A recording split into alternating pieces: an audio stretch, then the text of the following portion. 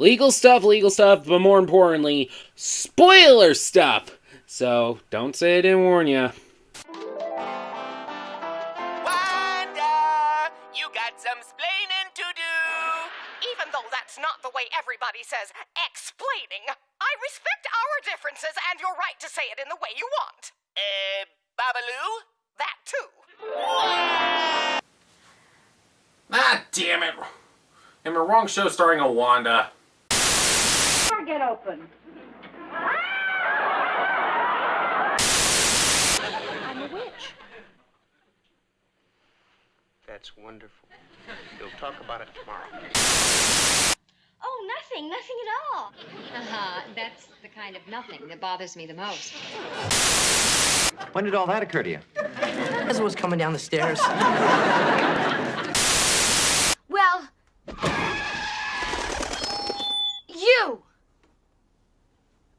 you heard me. Oh, like East Coast, West Coast, you feel me? Act like a parent, talk like a peer. I call it parenting.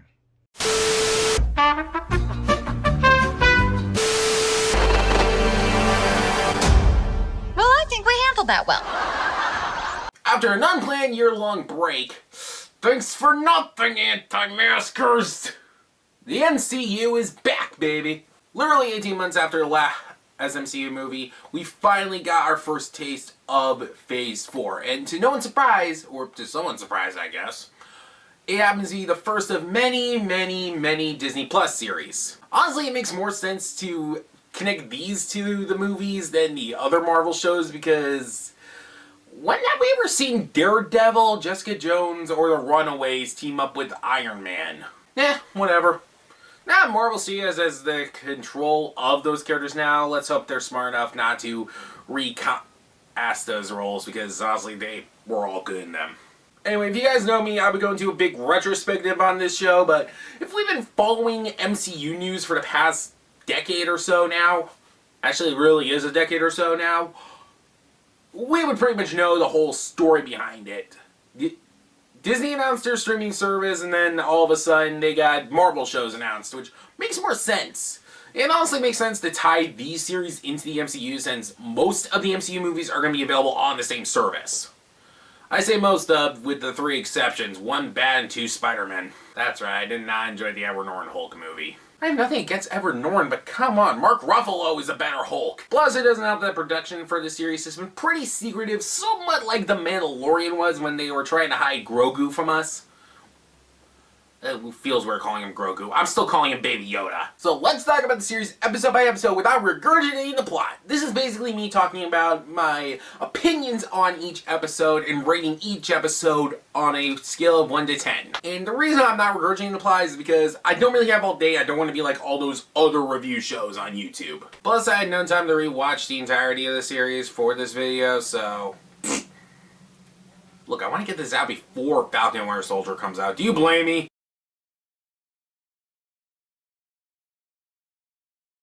Okay, first off,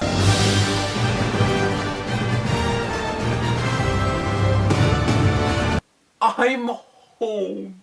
Okay, I know I looked crazy and sounded crazy, or hell, even I would look at myself and go, you're crazy. Anyway, I know I looked crazy saying and looking like that, but it's been so long since I've actually seen anything new from the MCU, so seeing the Marvel Studios logo, oh god, that felt really good seeing it again. Well, seeing again something new. I did watch a lot of the Marvel movies in the past year and a half, anyway.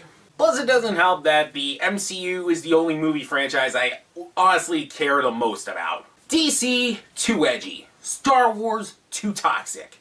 The Wizarding World of Harry Potter and Fantastic Beasts. Do I have to say it? No. Good. I really have nothing nice to say about you-know-who. But anyway, on to the show itself. The first episode is mainly a pastiche to 50 sitcoms, more specifically I Love Lucy, because that's probably the most iconic of the 50 sitcoms. The first episode was okay in my opinion. I'm mainly just saying that because it didn't really set up the world up until the very end. The episode had a bit of an uneasy feeling to it. It's sort of like watching Too Many Cooks. Also, was there anything Stark Industries wasn't making at the time? I know Howard Stark was more of a Howard Hughes archetype. I mean, That's pretty much the whole inspiration for Iron Man. But still, why are they making home appliances? Did Howard think there was a market for those in the 50s? I mean, I get it. This wasn't really the 50s, but you get what I'm trying to say. At least this one had a bit more of an uneasy feeling compared to the rest. I mean, there was one more, but we'll get into that when we get into that. Anyway, I give this episode an 8 out of 10. It would have been lower since we could have had a better introduction to this world of WandaVision, but dear God, was it good to see new Marvel content in over a year and a half. Well, new MCU content. I am not counting the New Mutants as Marvel content.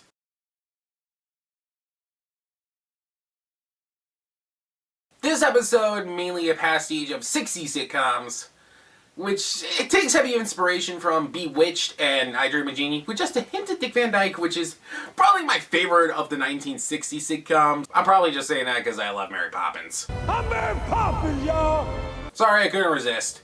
But do you blame me for using that clip? This was a pretty good episode. There were some clever elements I enjoyed, especially when it came to that helicopter with the sword symbol on it. I wish they showed off more of that in this episode, but I get it. Mystery box formula. You know, the formula J.J. Abrams is known for, except J.J. Abrams has nothing to do with this series. And later on, we found out that the entire town is under Wanda's control, but would have been kind of interesting to see them do something different with that radio scene, because instead of hearing Jimmy Woo, you hear like a Westview resident as the radio DJ.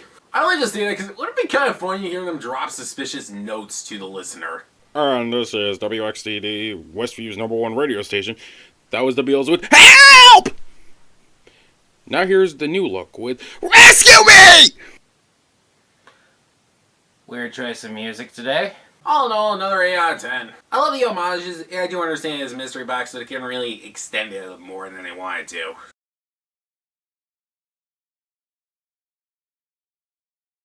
For some reason, this isn't my favorite episode, but it's not my least favorite. I mainly say that because I do have memories of me watching The Brady Bunch on Nick at Night back in the day. Not often, because I was more of a Disney Channel kid. In fact, I'm still a Disney Channel kid, if you can't tell by the fact I made this show. This is basically the last episode we got before we got all the answers. Or most of the answers. And this did leave me with a ton of questions like, how can Wanda and Vision have kids? Especially in this case, since Vision is dead. And I know some of you are going to be jokingly saying, well, Xander, when a mommy and daddy love each other very much... We get the joke here. You don't have to do it. But still, Vision is a robot. How can a robot reproduce? I meant reproduce with a human. Thought so. Plus, I thought there was something fishy going on with those twins, especially with Wanda, mostly because she had a Vegas-style pregnancy. She literally got pregnant and gave birth on the same day. Also, I can't be the only one who thought it was kind of ironic that the episode that was based in the 70s happened to be the only one without Deborah Jo Rupp showing up. Maybe for all we know, she was hanging out down the street, doing the same old thing she did last week. Nothing to do but talk to you. We're all alright! We're all alright! Hello, Wisconsin! I'm sorry, I had to get that out of my system. Anyway, I give this episode a 7.5 out of 10. Not my favorite, but hey, not my least favorite.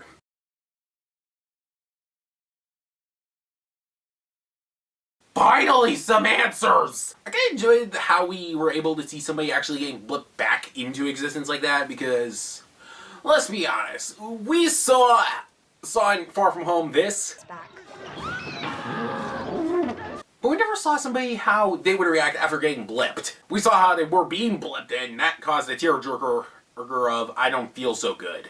And I'm kind of glad they fleshed out the character of Monica Rambeau, mainly because last time we saw her, she was still a kid in the 90s. Now she's an adult in the 2020s, because technically speaking, this is taking place in 2023, 5 years after everybody was blipped. And I enjoyed that we got to see a bit more of SWORD, aka the Sentient Weapon Observation and Response Division. What the heck is with Marvel and their cool yet slightly complicated acronyms? And yes, it is time we talk about them. Okay, quick question. How is it I never really cared about these characters in their respective movies, but yet I care about them now? I mean, I admit, I think it's because they never really grabbed our attention that much, and they really weren't trying to do it here, but they were awesome scene stealers. I mean, Jimmy Woo was kind of an ass in Ant-Man and the Wasp, but he was a lovable ass. And the only reason he was kind of an ass was because, you know, he was doing a thing called his job. And Darcy, I admit, was severely underwritten in Thor 1 2. But they fleshed out her character for the better. Then again, Kat Dennings really needed to break from the mold that Two Broke Girls gave her. And thankfully, this and Dollface is doing that. I've actually never seen an episode of Dollface, so I can't really just talk about that. Plus, I know I'm gonna sound weird for saying this, but I think she actually looks cute with the glasses on. I'm probably just saying that because, you know that trope from movies and TV shows where whenever the nerdy girl takes off her glasses, suddenly she's 10 times hotter? Yeah, I don't like that trope because in reality, the girls are usually just as cute or hot with glasses on. I'm probably just saying that because I'm really into nerdy girls. In other terms, keep your Kardashian wannabes, I'll take somebody with a personality. Stay away from my drum set! Screw you! But besides the best buddy duo in the MCU, I'm giving this episode a 9 out of 10. Mainly because we finally got some answers, but not enough.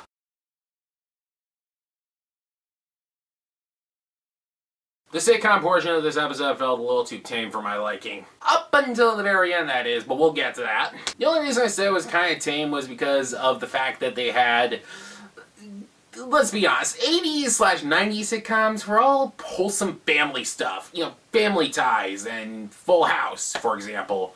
Those were all tame. Now they're doing this episode, I do not blame them for not doing a 90s sitcom homage because most 90s sitcoms, with the exception of Boy Meets World and Sabrina the Teenage Witch, there's also a few more, but those are the first two off the top of my head, those were pretty much the same. Don't believe me, Step by Step is pretty much the same as Full House.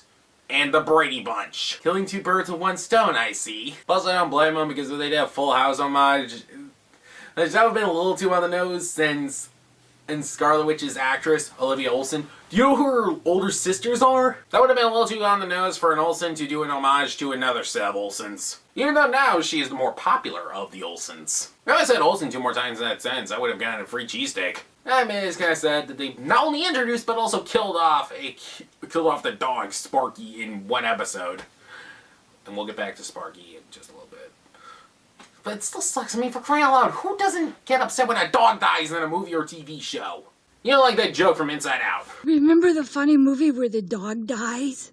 Also, like I said, I cannot leave out the fact that they got the X-Men Quicksilver to replace the MCU Quicksilver.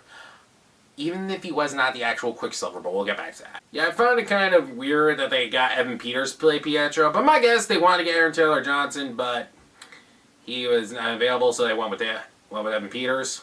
I later found out through an interview that the fact that they recasted Pietro was because they wanted to do a play on that trope where they recast the character, sort of like how they recast Jennifer in Back to the Future. I'm pretty sure Evan Peters signed on because, like, yeah, I'll join. I want to be in the MCU too. I mean, it's not like he was not going to be getting any more Disney money. Now that the X-Men movies are over, thanks to the fact that, you know, the X-Men are now being integrated into the MCU, it makes more sense not to have him play Quicksilver again because it would just cause more confusion than not. I mean, it's not like he was never going to get any Disney money anymore. The guy's on American Horror Story. That's a Disney-owned show now. Also, it's scary for me to say that American Horror Story is a Disney-owned show now. I mean, outside of the twist, outside of the surprise casting choice, it was, alright. I give it an 8 out of 10.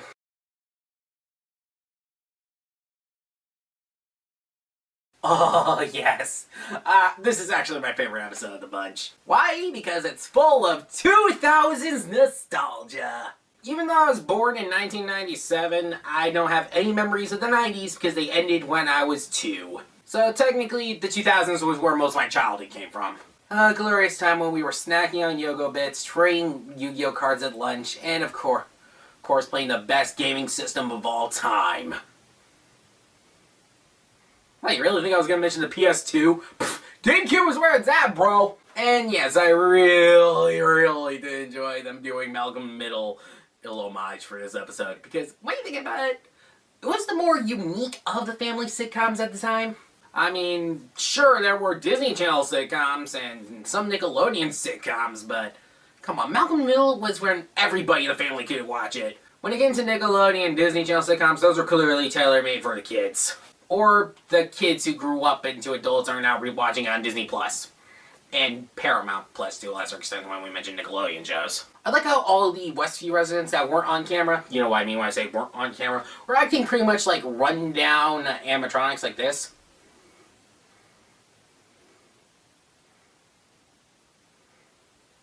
Can I stop now? Fine. Wait, what am I doing?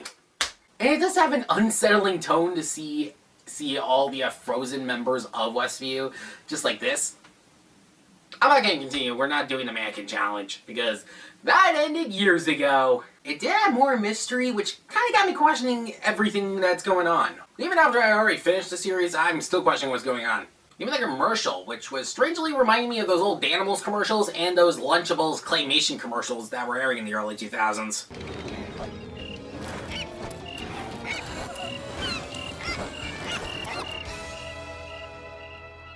Yo, magic! The snack for survivors. Well, that's one way to sell yogurt. Get it and don't open it because it might be your only food source? This really is my favorite episode. Mostly because 2000 nostalgia. In general. I mean, this is stuff I grew up with. Plus, I really did enjoy the Malcolm Middle homage. I really enjoy Malcolm Middle. I was a little excited when they announced it was going to be on Disney Plus, but then Malcolm Middle never showed up. Still asking questions, Disney. Why isn't it there? I'm probably just saying that because Malcolm Middle is probably one of the best sitcoms that was ever made.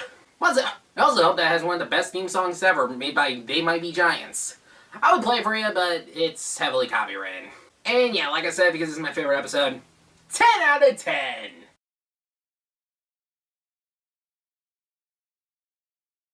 Okay, not for nothing, but why a Modern Family homage? I understand that it's the most popular of the 2010s sitcoms, but the 2010s literally ended not that long ago.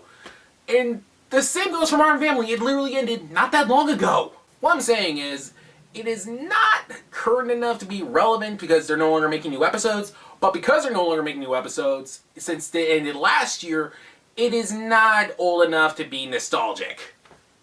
Then again, most of the 2010s is not old enough to be nostalgic. I mean, for crying out loud, we still have smartphones.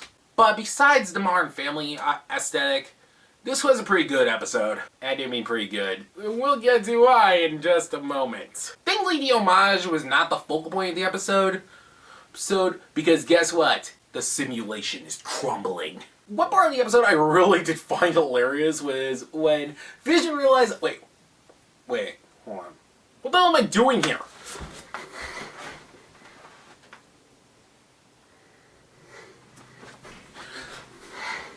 He basically did that. It's kind of a fun little take on the breaking the fourth wall trope from shows like Modern Family and The Office. And yes, now it is time to mention... Who's been messing up everything? It's when Agatha all along. No joke, when Agnes revealed it was Agatha all along, the first thing that came to my head was this clip from Galaxy Quest. Oh my god, I knew it! I knew it! I knew it! I only thought that because, well, I thought it was a coincidence that they got Catherine on since this isn't the first Marvel role she's played. And I thought, it's probably just a coincidence that they got her in this. No! Honestly, it was no coincidence. You wanna know why? She played Doc Ock in this. What did you say your name was? Dr. Olivia Octavius.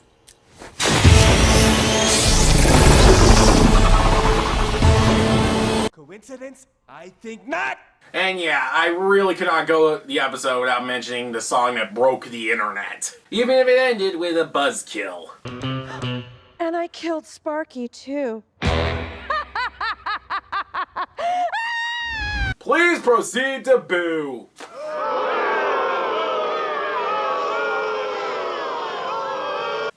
kinda like it when it's not on me. I mean, it was kind of an odd homage, but my god, that song really brought it up in next level. 9.5 out of 10.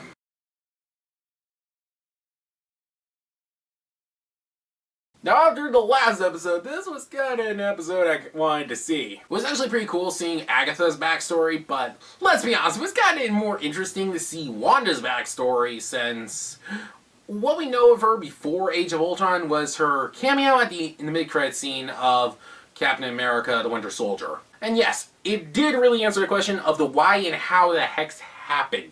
And of course, we got to talk about all those sitcom homages that happened in the previous episodes, but we already did that when we talked about the previous episodes. Except for Modern Family, by my guess, she got into it while she was staying at Avengers compound. And of course, because I gotta bring this bit up. This is chaos magic, Wanda. And that makes you the Scarlet Witch.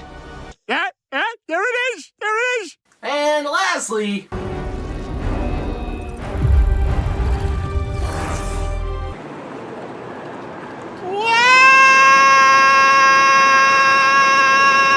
when I saw that, my jaw dropped like, that! Thanks, Genie. I give this episode another 10 out of 10. We finally got the answers we've been looking for, and also it was pretty interesting to see the White Vision, because that just brought up a whole new bunch of questions.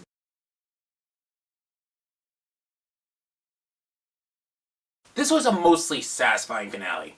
I say mostly because I'll have to take points off for one little bit, and that is when the fake Pietro revealed that his real name was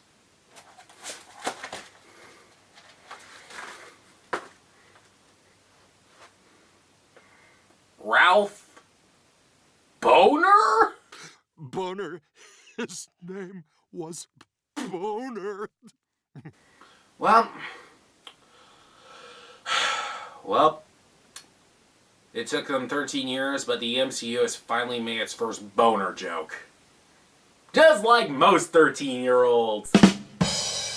What did I just say? Shut up, you're not my dad! I really enjoyed the mid-credits and post-credits scenes of this episode, mainly because it sets up not only Captain Marvel 2, but also Secret Invasion, the upcoming Disney Plus series. And of course, the post-credits scene, come on, it set up the next Doctor Strange movie, Doctor Strange in the Multiverse of Madness. I find it weird that they're using those to set up, that I remembered, oh wait, it's Marvel, to use the mid-credits and post-credits scenes to set up future Marvel movies in every one of their movies and TV shows now. So I forgive them for that. Even with the docked off points, I'm still giving it a 10 out of 10. The series did conclude very nicely after all. Now, what are my final thoughts on this show? Honestly, I enjoyed it more than I thought I would. I have to be completely honest. My expectations for this were not as high as I thought I was going to make them for anything Marvel related. I'm probably just saying that because Wanda and Vision are not my top favorite Avenger characters in the MCU, only because they were not very overrated, you know. They were kind of underrated. Not as bad as Darcy and Jimmy Woo, but still. So, yeah. WandaVision was probably my least anticipated of the first 4 MCU TV shows that were announced, alongside Loki, Falcon Winter Soldier, and Hawkeye. Yes, I had more anticipation for Hawkeye compared to this. I don't know what the hell was wrong with me then. Before you ask me what my most anticipated show was, Loki. It's freaking Loki. Why would it not be my most anticipated MCU show? But I'm not gonna lie, I really did enjoy this. And I know a lot of people were probably a little ticked off at this because some people are like, it's too slow. Yeah, it's a TV show. It's being released week after week. As compared to the Netflix model, which is dump the entire series all in one day. I mean, the Netflix model does work every now and then, but comparing it to the weekly model, I prefer the weekly model. I mainly just say that because you're not being dumped 8 hours of stuff to watch that time. I honestly think the weekly format works out best for the MCU TV shows for a good reason. The whole formula behind this series kind of reminds me of a Japanese horror movie in a way. I'm mainly just saying that because I remember my senior year of high school, my literature class watched The Grudge, the Japanese version, and we learned more about Japanese horror. Yeah, they thought it was more important to teach us more about Japanese horror movies than it is to teach us about how to do our taxes. A Japanese horror movie is a lot different compared to American horror movies, mainly because they don't really go for scare factor, they just give you more of an unsettling tone, and they leave you with more questions than answers. Each episode did give off an unsettling tone, and also left me with more questions than answers after each episode, with the exception of the finale and some certain episodes where we actually got some answers. But now comes the somewhat obvious question. Are the MCU shows as good as the movies? Well, here's a clip that best describes my response. Good guess, but actually no. While the MCU TV shows are more connected to the MCU movies, they are somewhat different, but somewhat the same. Here's an analogy that might make some sense, but might be a little confusing. The MCU movies are more like Ruby Tuesdays, while the MCU TV shows are more like Steak and Shake. I know those are two different types of restaurants, one's sit-down, one's fast casual. Well, and I know everybody's going to question, why not this restaurant, this restaurant? Look, I'm just going with the first two off the top of my mind. But then again, any restaurant would be 10,000 times better than Arby's. Or as I like to call it, the Zack Snyder's Justice League of Restaurants.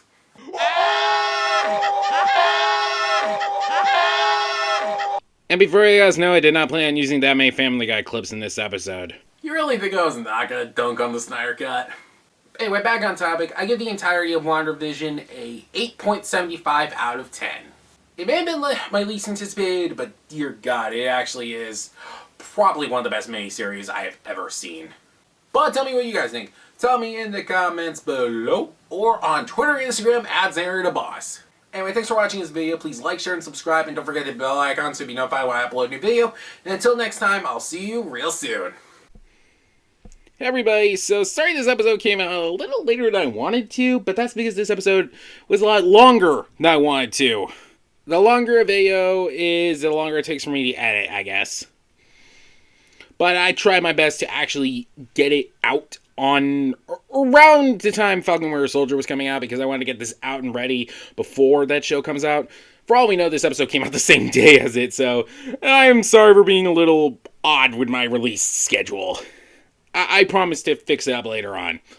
Anyway, guys, next episode is going to be a very special 27th episode, and if you know, you know. And yes, I'm planning the video after that to be the Falcon Winter Soldier review, because I do want to talk about that one. And that's pretty much about it.